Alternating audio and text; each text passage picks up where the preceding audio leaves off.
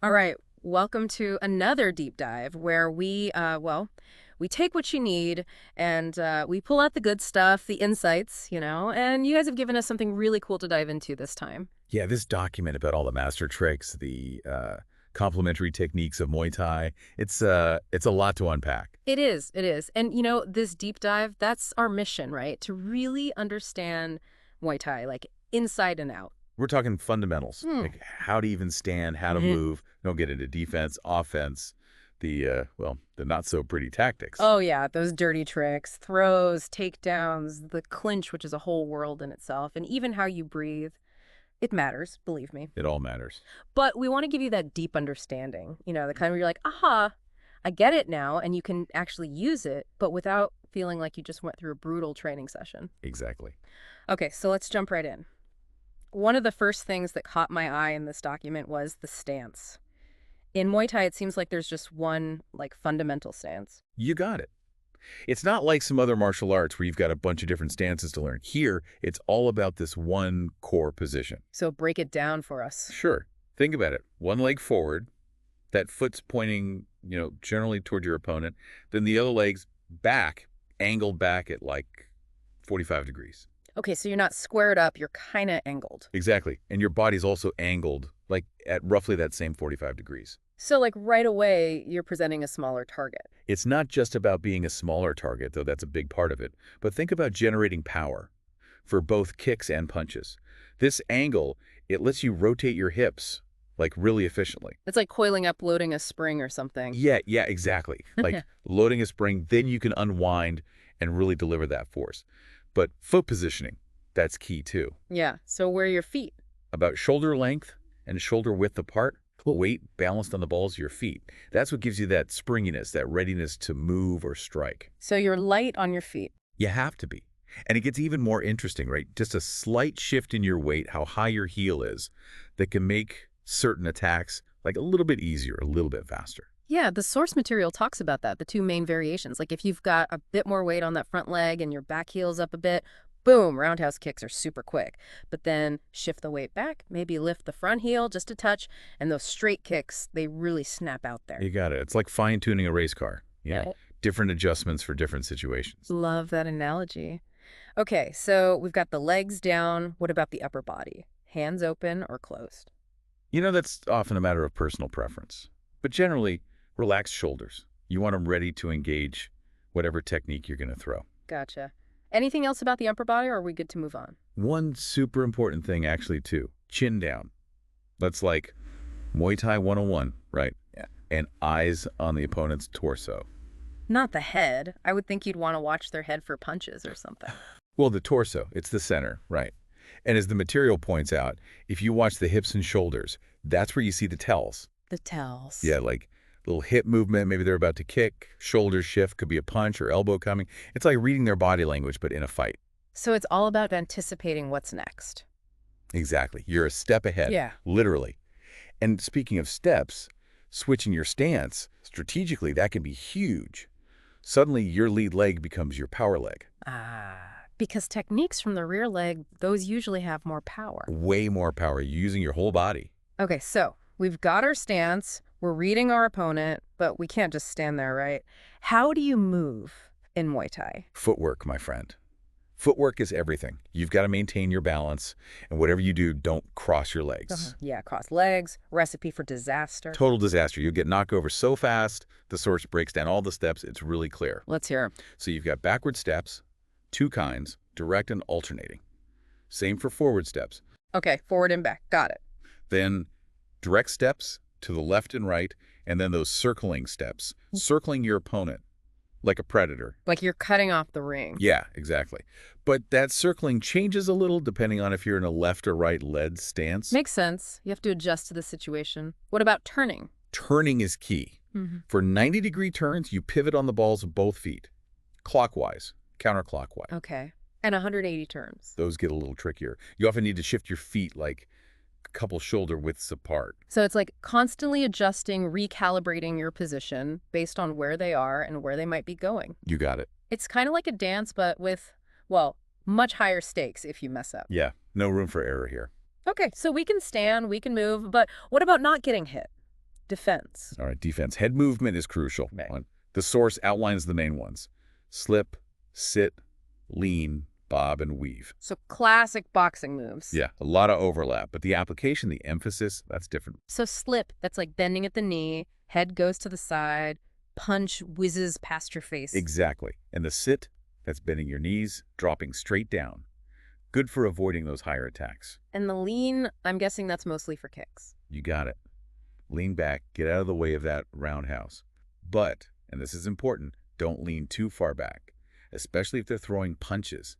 You'll be off balance, can't counter. Makes sense. What about the bob and weave? That's a little more dynamic. You're sitting down, but also stepping to the side at the same time. So you're not just avoiding the attack, you're changing the angle, maybe setting up your own offense. Clever. The material also mentions that all of these head movements, it's about using your legs, not your waist. Huge point. You want to stay upright, eyes forward. If you bend at the waist, you're losing sight, losing balance. And in Muay Thai, with all the knees and kicks, sitting or bobbing and weaving, that gets risky. Oh yeah. Slipping, that seems to be the real fundamental head movement in Muay Thai. Safer, more versatile. And you know, it's funny, even the names for these can be different depending on the gym. Right. Techniques can have different names. Some might be emphasized more than others, but the core idea is the same. That's a good reminder that there's always variation. So what about when you're in close? Too close for a good, powerful kick? Happens all the time, right? Yeah. You're inside that ideal kicking range. The source gives you 3 main ways to deal with it. First, step sideways.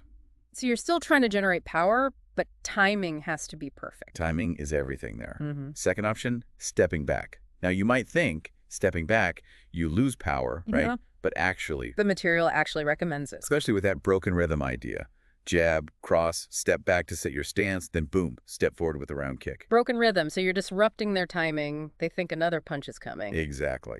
Then there's the fadeaway kick, stepping back as you kick. Super effective at close range. And the last option, the bent-legged kick. So you adjust by bending your leg more to kick. But the source really stresses that hip drive. Oh yeah, got to drive with the hip, even with a bent leg. Yeah. Otherwise, it's just a weak little flick. Nobody wants a weak little flick. They give some advice on practicing these too, right? Start with the step back, then sideways, then bent-legged, then the fadeaway. Build up to it. Makes sense. Oh, what about when you're throwing multiple kicks? Sometimes you land that first one and then you're too close again. Right, you're jamming your own kicks. That usually means you're stepping in wrong. Mm. After the jab, cross, little shuffle back, reset, then move sideways as you kick. So it's managing the distance. Always about that distance. Distance is everything. Okay, speaking of distance, let's get a little dirty. Ah, yes. The dirty pool tactics. Those legal but less than sportsman-like moves, Yeah. like trapping a mid-body kick and then spiking it with your elbow. Ouch. Yeah, not fun to be on the receiving end of that one. Or in the clinch, just covering their nose and mouth with your glove. Can't breathe, can't fight. And the one where you dig your chin into their face during a clinch explains why those Thai boxers have the short stubble, doesn't it? Absolutely. Functional, but not pretty. Yeah. And then jamming your elbow into their face during a clinch, like a stiff arm, not exactly polite. Not at all. What about that one where you wrap your leg around them and then heel kick their leg or, like, their butt? Oh, that one. Yeah, not a crowd pleaser, but effective. And then there's the haymaker with the bony part of the wrist. Nasty. Landing that on someone's temple would not be fun. And that opportunistic extra kick or knee just before they hit the ground after a throw. Savage, but within the rules. But the most insulting, dirty technique, that has to be the push kick to the face. Yeah, in Thai culture, that's a huge diss. The head is sacred, the feet are, well, not. So even brushing your foot against their face, it's a major insult. It's less about damage, more about disrespect. It's interesting, though, these techniques, they're legal but often avoided. Yeah, because there's that unspoken rule, right? You do it to me, I do it to you. And especially with elbows, it's like a gentleman's agreement in some circles. You don't go too crazy with them. So it's not just about what's technically allowed, it's about the spirit of the fight. Okay, let's move on to throws and takedowns. All right, so no judo throws here. Those big flashy throws, those are generally illegal. It's more about sweeps and very specific throws. Right. The most common sweep you'll see, it's after you've caught their roundhouse kick. You sweep the standing leg, down they go. Classic counter. And you can try to sweep without catching the kick, but But timing has to be perfect. You're kicking the inside of their standing leg just as they're kicking.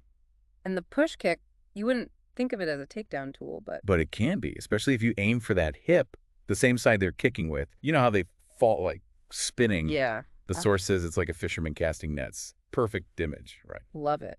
And then there's the knee to the thigh. Not in the clinch, just bam, knee to the thigh and leg bolts. Shows you the power of a well-placed knee. Now, as for actual throws, there are two basic legal ones. The steering wheel. I've heard of that one. It's from the clinch. You grab behind the neck, push on their shoulder, step back, and spin them. Like you're turning a steering wheel. Exactly. There's a famous example. Kit Songret got disqualified for it. He did the throw perfectly, but went a bit too far, slammed the guy. So even though he was technically correct, it was deemed too dangerous. Right. Got to stay within the rules. What about the other throw? The belly to belly. It's a bit unusual. You're in the clinch, grab their torso, lift them, and throw them sideways. So not always a full takedown. No, often it's just about breaking the clinch, creating separation. Okay, makes sense. You're not going for style points. You're going for control and disruption. Exactly. Speaking of control and disruption, let's talk about the clinch, or as this source calls it, Prumb. The clinch. The heart of Muay Thai. You gotta master it if you want to be a complete fighter.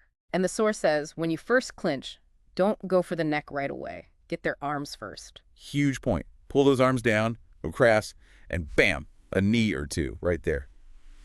You strike when you have the opening in the balance. You don't wait for perfect control. And that straight knee on the way in, that's like prime real estate for a knee strike. Oh, one of the most important knees in the whole exchange. Now, offensively, getting into the clinch. How do you do that? Hand strikes great, uppercuts, hooks, even elbows. Transition right into a grab. Or off a roundhouse kick. Leg comes down, you step in, grab the shoulder, pull him over a knee. Smooth. What about defensive clinching? Defensive clinching, that's about using the clinch to shut down their attacks. Against a boxer, you parry or block as you get close. So if they're throwing a flurry of punches, you're using the clinch to control them, stifle their offense. Exactly. But ideally, you parry the straight punches. Then you can knee without even needing head control. Push kicks, parry to the side, or block, then go for the neck. And roundhouse kicks, what about those? Block, catch, or pass. Passing, that's for the higher kicks. You guard tight with one arm, grab the leg with the other, little backward movement, and scoop it up. They can't reset their stance. You're in the clinch. Ah, clever. The source also talks about those clinch receptive matches, where it's like they clinch up immediately. Oh yeah, those are battles of attrition. It's all about being tall on your toes, reaching deep with that lead hand, and using your rear hand to bat away their grabs. So the higher you are in the clinch, the better. High ground is key, always. I like it. Okay, so how do you get into a good clinch, not a bad one? Don't force it. Let it happen. Enter with one arm, guard your face with the other. The source describes it like circle, explode that forearm into their chest, neck, cup the head, snap it down, then the other arm comes in, and you're in the plum. Always moving, always striking, Always working. always working. You know, it's like swimming, like grappling, but with the head and neck. And you know what the Thai term for clinching is? I don't, actually. What is it? Getting dressed, like you're getting dressed to knee. I love that. Right. And that swimming with the arms, that's how you get inside control. Head and neck. You lose it, you fight to get it back. Constant battle. So what's the, ideal controlling position? Both hands, both arms inside, pinching the head, neck. Head pulled down to your chest. Sometimes chin on top of their head to keep it down. And where are your hands? Back or top of the head, not the neck. Elbows locked in tight. You ever felt someone clinch you up right? I can't say I have. Well, when they get those elbows in tight, that pressure on your carotids, you get a little lightheaded. Not fun. Two good grips for this. Either you cross at the wrist, palms towards you, or you cross with palms together. But don't interlace your fingers. Gloves get in the way. Good tip. Anything else about controlling the clinch? Elbows on their collarbone, that's your lever to pull a head down. And remember, that high ground, so important. Lead hand reaches high, deep, rear hand deflects. Okay, high and tight. High and tight, exactly. There's also the lead hand clinch. Yeah. Grab behind the head, neck, with your lead hand, then your elbow on that side, that's your wedge, push it into their chest. And that leaves your other hand free to strike or grab? Exactly. And here's a weird one. Keep your chin up in the clinch. Opposite of when you're defending strikes from afar. Why is that? Helps you not get your head trapped. That makes sense. So we're up on our toes, high ground, elbows in. And rest your weight on them a little. Make them work. You conserve energy. And swim one arm at a time.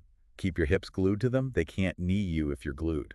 So basically become one person, but in a really uncomfortable way for them. Exactly. You might break your hips back to knee, but then right back to that tight contact. Can't give them any space. Makes sense. And I guess in the clinch, you never stop moving. Never. Arms tossing them, pushing, pulling, creating those openings for off-balance knees. Always looking for the throw. You make it sound exhausting. It is. And if you can't get that upper body control, just grab around their body, go for those curved knees. What about if they're hugging you tight, like around the body? Then you got to grab their arms, like guillotine style, push forward with your shoulders, chin even, and then attack the legs, hips with those curved knees.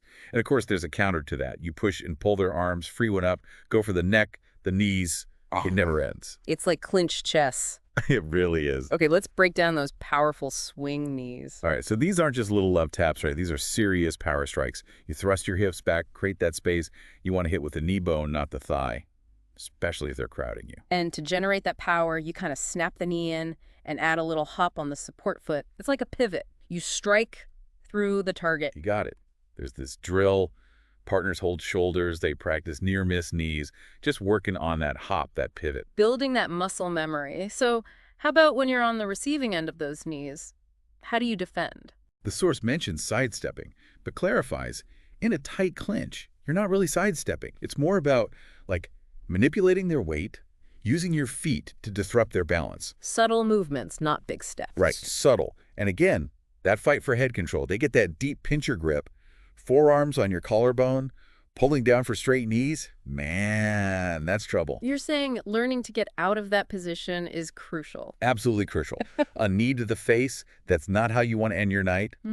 But you also don't just wait for them to get that control. You fight for your advantage while kneeing, striking when you have the balance, the space. So it's a constant back and forth. Constant. Like they shift their weight to knee, you twist their upper body, pull with one hand, push with the other, and sidestep. The source uses an example. You defend a right knee with a 180 turn. Now the ribs are exposed. You can counter. Smart. What about scooping the leg? Scooping the leg, not so favored in Muay Thai competition. Too risky. That scooping arm, it's vulnerable. You can eat a knee. It's more of a self-defense thing, not a competition technique. Safer to stick with the basics. In competition, yeah. Keep those hips glued. That's your best defense. Wide stance for balance. And remember, chin up in the clinch. You want to avoid getting your head trapped. And if they're pulling your head, arch your neck against it. Counter their pull. Gotcha. Any other defensive tips? You can try wrapping your leg around theirs if they're trying to knee. Then use heel kicks to frog their legs, disrupt them. And there's the stretch out. One arm around their head, the other grabs their arm, turns sideways, raise your lead knee sideways into their body. It's like a lever. So you're using your body weight to push the knee in and create space. Exactly. And then there's the risky one, double hand push on the hips while ducking out. That sounds dangerous. It is. Last resort. You got to push hard and tuck your head between their hips, otherwise, hello, broken nose. Okay, let's move on to some clinch counters. Okay, clinch counters. Give us the rundown. We've got 8 basic ones. First 3 for when there's a little space. Last 5 for those tight clinches. So first, swimming, that arm weaving to get inside control. But it's not just about shoving your arms through. There's a technique to it. Right. You clear their elbow first, move your hand and elbow inside before reaching through. Then confirm your grip, little tug, and then push their shoulder into the center. Then do it all again with the other arm. So it's like a flowing, controlled movement. Exactly. Now, the chin lift press, you reach diagonally over one of their arms, use your forearm to lift their chin, get that space. Then you swim the other arm in, get control, and then you repeat with the first arm. There's a press variation, too, for when their chin's tucked in. You push across the face, chin, turn their head, then cup the shoulder. So you're either lifting the chin up or pushing it to the side. Right. Then we have the crowbar escape, 2 variations. Near arm, that's when they block your swim by turning their elbow in. You reach inside, cup their bicep, shrug to trap their other arm, and then lift your elbow, rotate your shoulder. That levers their arm up, you swim both hands in. And the far arm version. Similar, but you shrug for even more control. Got it. What about when it's super tight, like a neck tie-up? For that we have the pinch. Grab the back of their head, shrug your shoulder to control their hand, then push inward and up on their tricep, elbow, while driving their head down. You're basically pinching their head and elbow together. That sounds painful. It can be. Then there's the elbow fold. You reach under both their arms, cup their elbow, pull it in, rotate your shoulder forward, chest against their arm. At the same time, you wrap your other arm around their shoulders. You're really tying them up with that one. You are. Then head tilt, foot between their legs, hips close, reach over their head, swing your leg back, and pull their head down in a big arc. It pivots their body, often flares their elbow out. You swim your arm in. Clever. Using their movement against them. Exactly. Then elbow lift. Same start as head tilt, but you lever their elbow out and up with the heel of your hand during the pivot. So it's like head tilt, but with added disruption? Exactly. And last one, head press. Same kind of pivot, but you push their head down between their arms with both hands as you step back. Head goes down, leverage, gone. And maybe a nice knee to the face as a follow-up. If you're feeling spicy. So those are the basics. Just the basics. Once you've got those down, you can get fancy with variations, combinations, added knees, footwork, takedowns. Make it your own. Exactly. And remember, the neck tie-up, it's not the only clinch. Takedowns from the clinch, those are important too. So it's not just about tying them up. No, it's about controlling them, attacking them, and sometimes getting them out of there completely. Okay, so the source has this detailed crowbar clinch escape for when they've got that inside head control with both hands. You go over their left arm, under their right with your right arm, grab your right hand with your left, push up to make space under their right arm, slide your left hand in, work it up behind their neck, and then try to get belly to belly. It's like a whole sequence, a flow. And there's another version where you post on their hip to create distance and then slide your other arm under theirs to grab their bicep, using your elbow as a lever to break the clinch. So it's all about using your leverage to your advantage. But before you even try these escapes, the source stresses you got to have some control first, at least one hand on them, pushing, pulling, keeping them off balance. Right. Don't just let them stand there comfortable. You want to disrupt them, make it hard for them to disengage and strike. And there are all those ways to attach yourself in a tie-up. Over the shoulders, one hand on the shoulder, the other on the hips, across the neck, hugging the body, and all sorts of combinations. It's fluid, it's dynamic, it's never static. Okay, so you're in the clinch. Now how do you get out? The source isn't a big fan of those shovel punch or shoe shine exits, are they? Not really. Way too risky. The best exit depends on your position. If you're dominant, head trapped, you've got options. Push them away, follow up with high kicks, let go, and throw a bunch of short hooks. Or do a legal throw, like that steering wheel we talked about. The steering wheel. Yeah, grab behind the neck, push on the shoulder, step back, spin them. If it's more even, a stalemate, best thing is to push hard on their shoulder, don't even go for the neck. Or you could break with short elbows, but that can backfire. They might clinch tighter. So push first, then maybe elbows if you have to. Exactly. And again, from that stalemate, steering wheel is a good option. But when they're dominant, your head's controlled, that's dangerous. And whatever you do, do not just duck out. Why not? Knee to the face. End of story. Get as close as you can, hips glued, that limits their knees. Try to stand tall, arch your back. Maybe you can break their hold enough to snake a hand in. So create some space, any space. Exactly. You can also try bringing an arm over, push your forearm, your glove, into their neck, face. Or try that crowbar escape. Snake your hand over and under their arms. Use your arm as a lever. So it's like a mini arm bar. Kind of. Then there's the knee shield. One arm around their head, the other grabs their arm, and you raise your knee into their belly, like a shield, as you pull back. So you're using your knee to create distance. Right.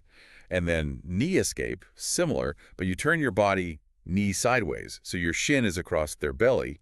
You push with the knee, shin, pull with your shoulders, head. It's like a stretching triangle choke type setup. You're using their body against them. Always. You know, the source really hates that shoe shine escape when they have your head. Too dangerous, too easy to eat a knee. Okay, noted. We won't be trying that one. So all this clinching, it's clearly super intense. And that brings us to something else important, breathing. Breathing. So crucial, yet so often overlooked. It's like we all breathe, right? It's automatic. It is, but it's not as simple as you think. The source points out it's actually the CO2 levels that trigger your breathing, not lack of oxygen. Really? So it's not about getting oxygen in, it's about getting CO2 out. Exactly. So that out breath, that's the important one. And breathe in through the nose, out through the mouth. Out through the mouth. You don't want to rebreathe that CO2 you just got rid of. And if you exhale hard, the inhale happens naturally. You know those sounds fighters make when they strike? Oh yeah, like tsh or eesh. Exactly. It's not just for show. It helps them breathe. Traditionally, different sounds for different techniques, punch, elbow, knee, but it's really about not holding your breath. Especially for beginners, I bet. Oh yeah. Plus, when you exhale on impact, it tenses your abs, protects your organs, stops you from getting winded. Make it a habit. Practice it on the pads, the bag. It becomes second nature. So breathing is like another weapon in your arsenal. It is. It can also give you a temporary power surge. That's the oxygen overloading. The what now? Oxygen overloading. Purposeful hyperventilation. You see fighters doing it before a fight, between rounds. I've seen that. What's going on there? So we normally only use a fraction of our lung capacity. Inefficient. Can actually have negative effects, physically, mentally, even emotionally. Yeah.